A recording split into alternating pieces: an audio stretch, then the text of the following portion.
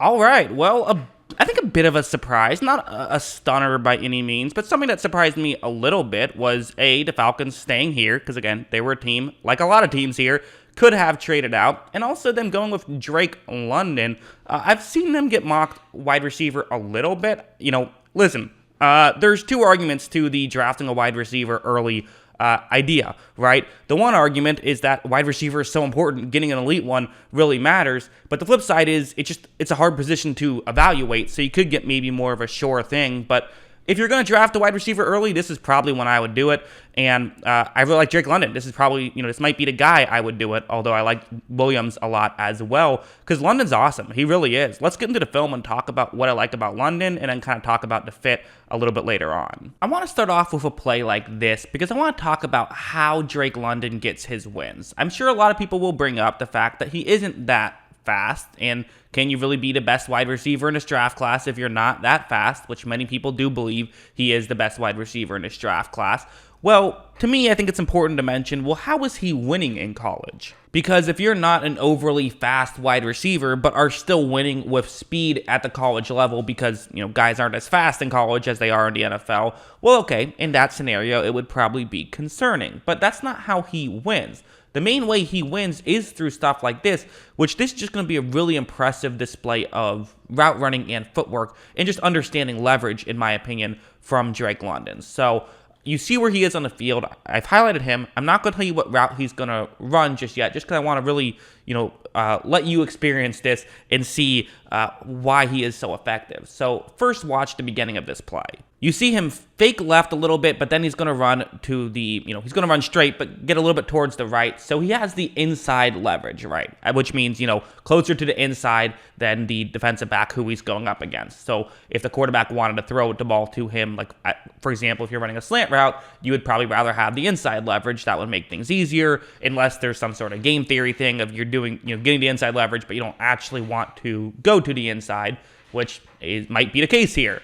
Because, in this situation, if you're a defender, you might be trying to make sure that you don't leave yourself open to that over-the-middle stuff now that London has you beat a little bit. Drake London is not running a route over the middle, as you might have guessed, just given by the way I was speaking. He's also not running a go route here either, though. And one thing you might do if you're running a go route is get back to the outside now, get that outside leverage, and then go. Typically on go routes, you want the outside leverage, but he's not doing that either. However, watch how he's going to stop this route. Watch what he's going to do. There's one very interesting thing. Look, right here. Did you catch it? What he did was he ran back to the outside to where the defensive back who was covering him did not see him, allowing when he cut, the defensive back did not notice it right away, giving him the maximum amount of separation possible. And that is how Drake London gets his separation, even if he isn't the fastest, is largely through just understanding, I feel like understanding leverage. That's the main way he's able to do it.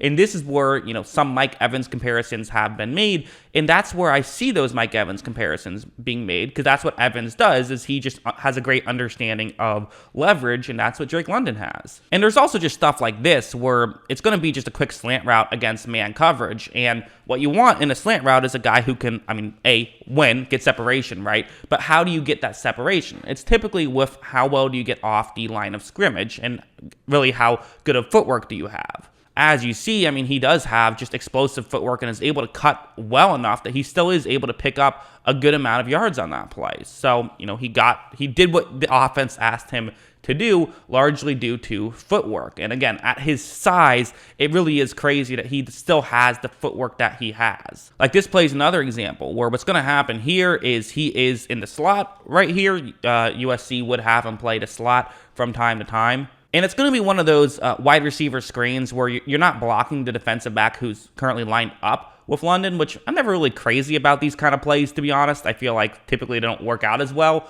although they work out better in college when you're giving the ball to your best receiver. And watch what London's going to do. As you see, right when this play begins, London gets the ball and is able to make a quick move and breaks inside and picks up a decent amount of yards. Again, that's where footwork comes into play, and that was a good play from Drake London. Again, I'm not going to sit here and say he's one of those guys that, he's not Saquon Barkley out there, right? But can he move and can he cut really well?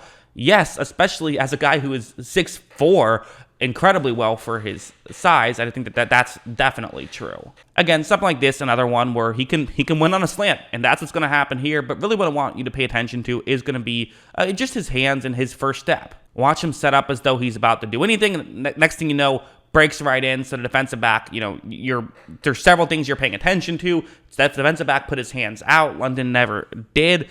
And right when defensive back took his hands out, London cut over the middle. You just get the defensive back flat-footed a little bit. That's all London needs to get enough separation to make a catch on that one. As for negatives, this is the only real negative I would say, and even this is, I would say, debatably negative, where it's going to be a go route, and this is kind of just the one flaw in his game. Is I've talked about it. He doesn't win too much with speed, but it would be nice if he could win with speed. As you see, he gets pressed at the line a little bit, and then at this point, he just doesn't have the speed to blow by him. Kind of didn't even really try too much on that one. You would have loved to see him just be able to still have the speed to just, after he got out of that break, run over and get open, and that's not really how he's going to win. If you're expecting him to do that, that's not what I would expect him to do. Now, he can still get open deep down the field. He can, but it's going to have to be more with, route running and footwork and his size, and he is a great contested catch guy. I didn't show too much of that on this one, video, but that's definitely a real part about his game as well. But that's the main way he's going to get open down the field, and I think it will translate to the NFL level. It's kind of one of those things where I didn't really think about Drake London in that Arthur Smith scheme. I kept seeing when teams would mock a wide receiver there, it would be Jamison Williams, or it would be Garrett Wilson was the one I saw a lot. But Drake London, his route running is so good, this actually makes some sense, and he could be that A.J. Brown that we saw, because remember, Arthur Smith, he was with the Titans before he came over to Atlanta, so that could be, again, they're not exactly the same player, but there are some stylistic similarities in the same scheme that I could see happening with those two guys. So that's where things get, I think, interesting to me. So there's a lot to like about Drake London. There really is. And quite frankly, the Falcons know wide receivers. This is something that they do, is they draft first-round wide receivers, and it works out. Calvin Ridley worked out, at least on the football field. Julio Jones, certainly, I would say that was a pretty good pick, and that was also a high draft pick. He was the second receiver gone. A.J. Green went before him. Both those guys worked out. And now we'll see if Drake London works out. As a Buccaneers fan, I was hoping they would screw this one up a little bit more. I don't think they did. I think this is a good selection and a good pick. I have no real issues with this whatsoever. Again, the Falcons are a little bit of a ways away. They're probably not going to be competitive next year with Marcus Mariota, I don't think. But again, a year after, you'll have Drake London and either Calvin Ridley or whatever you get from Calvin Ridley trading him away. So they're a little bit of ways, but it's not crazy to think that next year maybe they draft a quarterback and can be competitive and kind of have some of the foundation already built. So it's not maybe what I would have done, but I still like the pick. I think it's a good player. So that's what I think. What do you guys think? Let me know in the comments below. Always love hearing from you. And of course, as always, thanks for watching.